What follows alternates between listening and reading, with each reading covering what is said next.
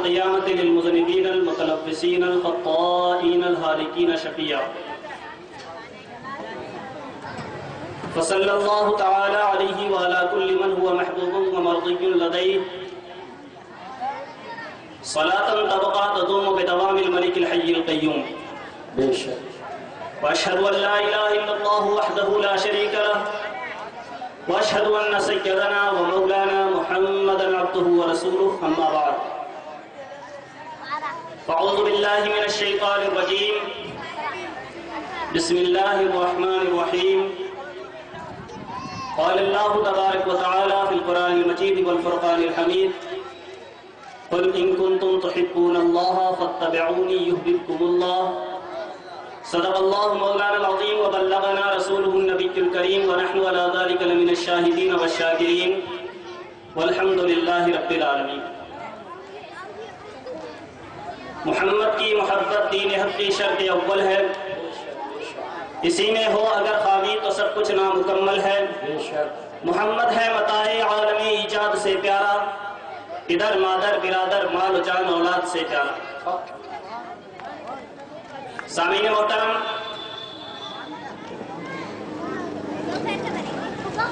اللہ کے رسول صلی اللہ تعالی علیہ وسلم کی سچی محبت یہی اصل ایمان، عین ایمان اور جانی ایمان.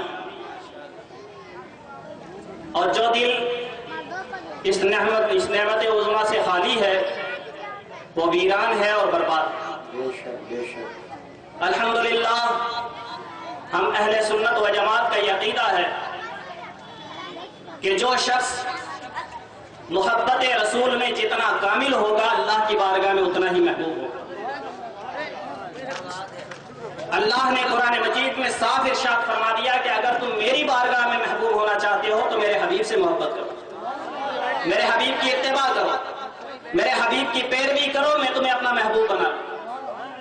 حضرات، اتباع رسول، محبت رسول یہی چیز ایسی ہے جو آدمی کو درجہ کمال تک پہنچا دیا کرتی ہے. آج پوری دنیا میں اسلام کے خلاف، اہل اسلام کے خلاف اور اسلامی رسم و رواج کے خلاف مستشرقین نے، اغیار نے، نصرانیت اور یہودیت نے ایک ایسی جنگ چھیڑ رکھی ہے کہ کسی طریقے سے اسلام کو ذلیل کیا جائے، اہل اسلام کو ذلیل کیا جائے، مسلمانوں کو پریشان کیا جائے اور ہر طرح سے مسلمانوں کا استحصال کیا جائے. اس کی سب سے بڑی وجہ کیا ہے؟ آج ہم سوچتے ہیں کہ اسلام ان کے لیے سب سے بڑا خطرہ ہے. یقیناً اسلام ان کے لیے سب سے بڑا خطرہ معلوم ہوتا ہے، لیکن کیوں؟ ہمارے کردار کی وجہ سے، ہمارے اعمال کی وجہ سے، ہمارے افعال کی وجہ سے.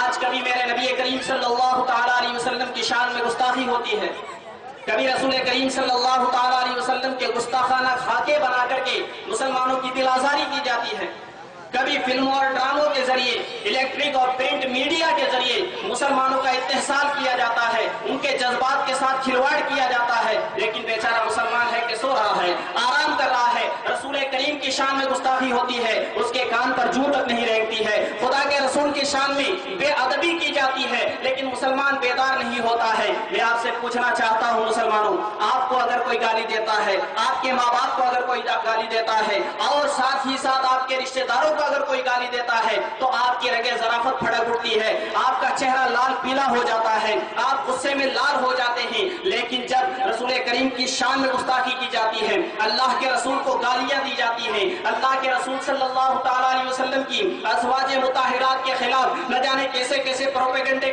کر کے ان کی عزت و ناموس کے ساتھ کھلواڑ کیا جاتا ہے، تو بیچارہ مسلمان سو رہا ہے. اے مسلمان، میں تجھ سے پوچھنا چاہتا ہوں، میں تجھ سے سوال کرنا چاہتا ہوں، کیا تیرے ماں باپ کی عزت اور عظمت رسول کی عزت اور عظمت سے زیادہ ہے؟ امہات المومنین کی عزت سے زیادہ ہے؟ آج ہم سمجھتے ہیں ہمارے گھر کی عزت ہے، ارے تمہارے گھر سے زیادہ تمہارے رسول کے گھر کی عزت. لیکن مسلمانوں، ہمارے کان پر جوں کیوں نہیں رینگتی؟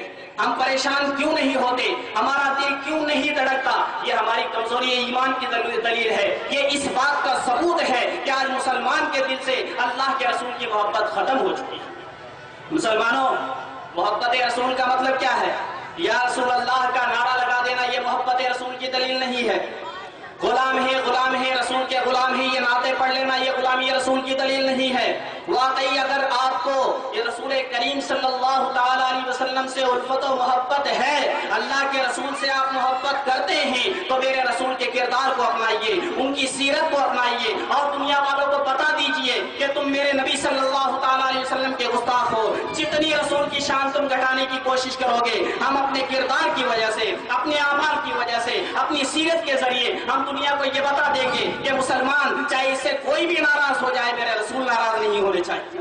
مسلمان اپنے کردار سے جب بتائے گا کہ ہاں میں سچا مسلمان ہوں، پوری دنیا کو پتا چل جائے گا کہ مسلمان آتنکوادی نہیں ہے، مسلمان ٹیررسٹ نہیں ہے، مسلمان دہشت گرد نہیں ہے، بلکہ مسلمان تو رحم و کرم کا خزانہ ہوا کرتا ہے. مسلمان تو انسان جانوروں پر رحم کیا کرتا ہے. میرے نبی کریم صلی اللہ تعالیٰ علیہ وسلم کی حیات طیبہ کا واقعہ ہے. ایک اونٹ پاگل ہو گیا سرکار کے دور میں، اور سب لوگ جو بھی کوئی اس کے قریب جاتا اونٹ کاٹنے کے لیے دوڑا کرتا تھا. رسول کریم صلی اللہ تعالیٰ علیہ وسلم کا ادھر سے گزر ہوا. سرکار کائنات صلی اللہ تعالیٰ علیہ وسلم کو لوگوں نے منع کیا کہ آقا آپ ادھر مت جائیے، اونٹ آپ کو تکلیف پہنچا دے گا، آپ کو کاٹے گا، لیکن قربان جائیے شان رسالت پر. میرے نبی کریم صلی اللہ تعالیٰ علیہ وسلم ارشاد فرماتے ہیں دنیا کی کوئی چیز زبردستی طور پر مجھے ایذا نہیں دے سکتی ہے. سرکار تشریف لے گئے، اونٹ قریب آتا جا رہا ہے، پیارے آقا اس کے قریب ہوتے جا رہے ہیں. جو ہی اونٹ قریب آیا، بجائے کاٹنے کے، بجائے تکلیف پہنچانے کے، اس اونٹ نے اپنا سر میرے نبی کریم صلی اللہ علیہ وسلم کے قدموں میں رکھا. اونٹ نے سرکار کے قدموں میں سر رکھا،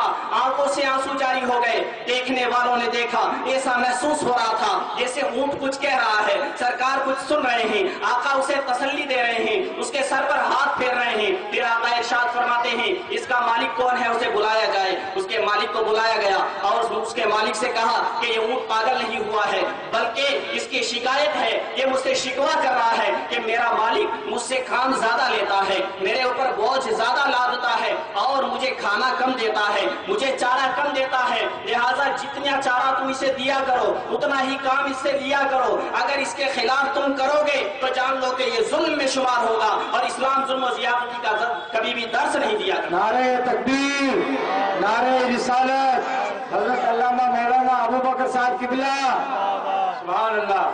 حضرت مفکر قوم ملت حضرت علامہ مولانا ابو بکر صاحب قبلہ تشریف لا چکے ہیں. میں تہہ دل سے حضرت کا استقبال کرتا ہوں. حضرت نبی کریم صلی اللہ تعالیٰ علیہ وسلم کے دیوانوں کا جوش اور جذبہ آج اسلامی جلسوں میں ضرور نظر آتا ہے، لیکن عام طور پر ان کے کردار و عمل سے، ان کے افعال سے، ان کے کیریکٹر سے کوئی ایسی بات ثابت نہیں ہوتی جس کی وجہ سے یہ جانا جائے، یہ پہچانا جائے کہ یہی سچا مسلمان ہے. نعرہ تکبیر، نعرہ رسالت. علماء کرام تشریف لا چکے، تمام حضرات کھڑے ہو کر نعرہ تکبیر